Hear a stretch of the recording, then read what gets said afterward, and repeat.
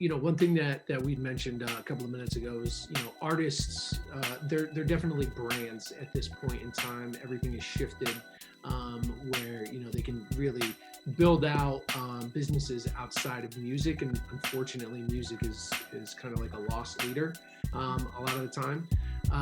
So, kind of with that in mind, how do you think artists can and should be adding value to their fans' lives during the pandemic? I love that. I love and hate this pandemic because I will say that I've become fans of so many different artists just based on the content that they've been putting out. When it comes to value, I love to relate to people. I love to I feel like sometimes artists don't realize, or like the fans don't realize, that the people that we're fans of are just like us. Like Drake is just like us. Travis Scott is just like us. SZA is just like us. So now that we're seeing them in their element, seeing how creative they can get from at home. A lot of artists have not left their home. I think that's the value that people are starting to realize, that, hey, these artists are sticking it out just like we are. Like, they can't go to work, they can't order food in, they can't do a lot of the things that we can do. So now that they're trying to put this in their social media and they're creating all this content around it, I'm absolutely loving it. I've been a friend of Sweetie's for a while, but now I'm just like team Sweetie's. Like, all the content that she's been putting out has been amazing. So yes, adding that value is definitely in the personality tip for sure. Gotcha. And then is there kind of within that, is there anything that you see artists doing that's kind of, music adjacent that is adding value to the fans' life? Like somebody making a weekly playlist, for instance, or sending out newsletters, or just, because typically it's like, hey, an artist like releases a project and then the value add is doing a tour or doing merch. And like now, it's kind of like, you number one, you can't tour, and the merch is like, okay, how you can only drop so much. So, one of the things that I've been just trying to pay attention to is just like, what are some interesting ways that artists are trying to, just like you said, humanize themselves, but like really going all in. Anything that you've seen that's during this time that's just been like, oh wow, that's like a really cool way, and made you more a fan of Sweetie, for instance. I don't believe it was Sweetie. I cannot remember the name of the artist, but this artist created a candle and created a QR code, because QR codes are back now, guys, apparently. They created this QR code with a candle for us to listen to a specific playlist or a specific song that came with that candle. And people are just honestly getting so much creative because we're in our houses. I have tons of candles because, like, what else am I doing right now? So I'm collecting candles. I'm collecting merchandise, collecting home items. So these artists are personifying their music into these home items, or which are making me buy them because I need the home items, and then tying their music back into it with these QR codes, or telling us that here's a special link, or you joined our email list, here's a special way to get in contact with me. I feel like community and Superphone have always been like a thing, but now the people are really tapping back into community and Superphone and allowing us to text the artists, one Yeah, on one. So a lot of these things are really working, and as a marketer, I'm still feeding into it. So I love it. yeah. I mean, I think that's like part of our job as marketers is to like really see what's working and what's not working, and to sign up for a bunch of stuff and see how people are I'm on engaging. everyone's email list. I'm texting so many people. Like, Yeah, I love yeah. it.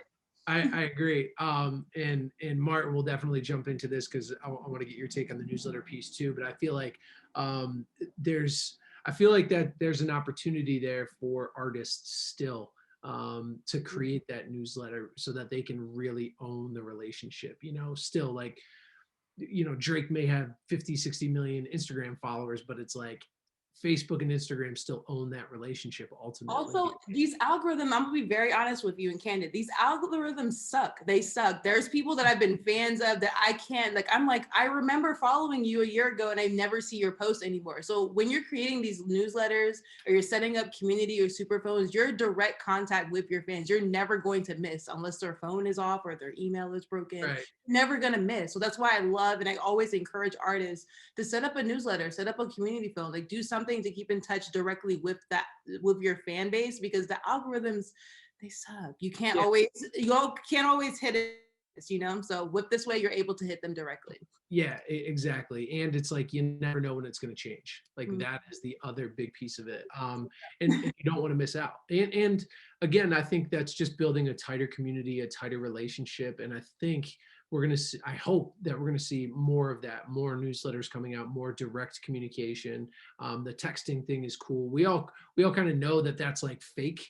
That the savvier fans and marketers, we kind of know that's fake, but I still think that's going to be interesting because more and more people are going to get into it because it's just a more direct. Also data collection. I can log onto Yeah. my community right now and see, like, I'm texting, a 22-year-old girl in New York, that's a big fan of this artist. So it's also data collection. I know exactly who I'm talking to. So when I'm time to retarget or remarket, I know exactly where to hit. Yeah, exactly.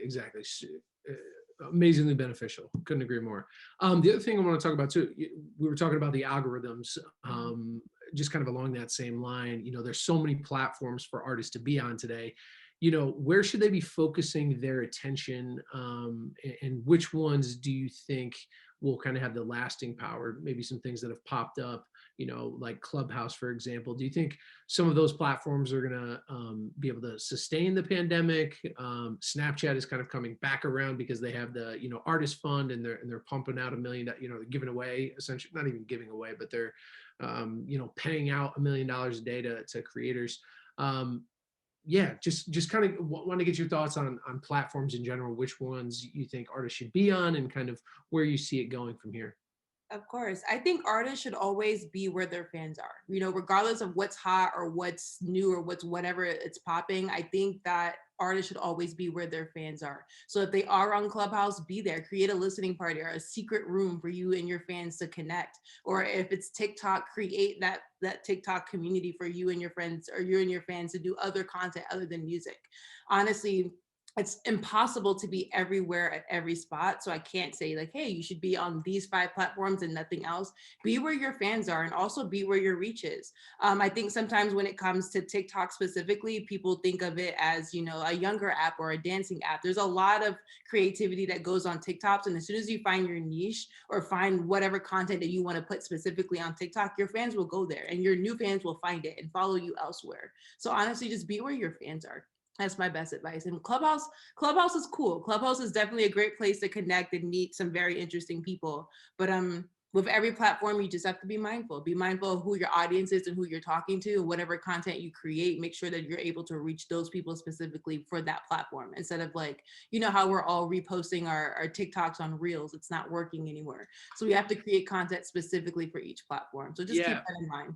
Yeah, well said. I think at a number of levels too, like knowing your audience is like so overlooked. Like a lot of times, and it's tough when you're just starting out. You like the marketing. That's the whole key right there. Right, exactly. But yeah, if you can really, if you can map that out from jump, I think you're going to be in a much better spot as an artist or manager, saying, okay, these are the people that we're trying to talk to, and then figure out where they are, and then go there, and then be a part of that community and make content that makes sense for that specific platform. And you're seeing it, like the TikTok thing that you just mentioned too. Like, obviously Instagram is big enough to just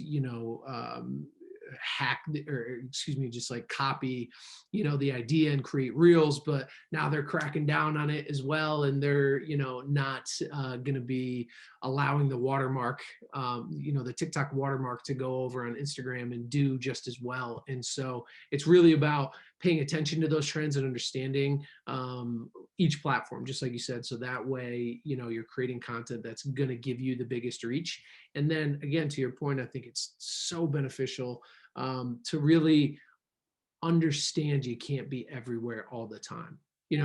Physically impossible. Exactly. So what I like to tell people too is, like, I think it's smart to like hop on the platforms and like claim your name, right? So you kind of like own that. At least you don't necessarily have to post on there, but then you can be agile, right? If like Twitter is, the dominant thing in a year, then like, okay, I'm going to really double and triple down over there because there's something new and interesting you want to do. I think it's really specific content. I give this to Frank Ocean all the time. Frank Ocean is probably the only, Frank Ocean, Selena Gomez, and I think Taylor are the only people that still use Tumblr. And Frank Ocean will get on Tumblr and type this pretty little note for no reason, and all the fans will find it. So you have to utilize like these other platforms as well for very specific content. So that way you can be everywhere at one time, but you don't also have to put all of your energy into every platform at one time. Yeah, well said.